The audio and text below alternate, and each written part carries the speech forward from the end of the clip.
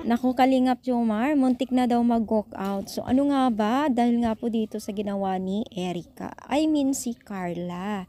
So yan po ang ating pag-usapan at alamin natin kung bakit muntik nag-walk out itong si Jomar. So during nga po ng vlog or during po ng kanilang pagiging isang banding mag-love team ay tila may binibigay po itong si Jomar kay Carla ng isang pagkain, pero umaayaw si Carla, ayaw niyang magpasubo. Pero nagulat si Kalingap Jomar po sa ginawa na umainastan ni Carla sa kanyang harap, dahil nga po ay itong si Carla ay tinatanggihan.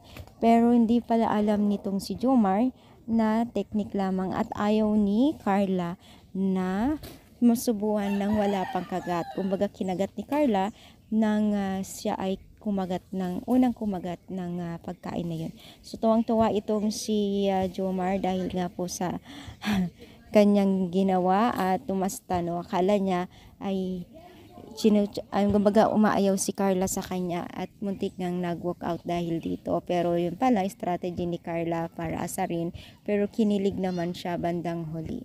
Sobrang nakakatawa lang kasi yung ginagawa ni Carla minsan, akala mo totoo, pero bigla-bigla na lang pong talagang nagkakaroon ng chance na kikiligin talaga itong si Carla. Kaya naman itong si Jomar na ginagawa ni Carla. Kaya naman po ay marami din kinilig po sa ganap na ito, mga mima, dahil po sa ginawa ni Carla at Jomar. No, aminado nga itong si Jomar. So anong sa palagay ninyo?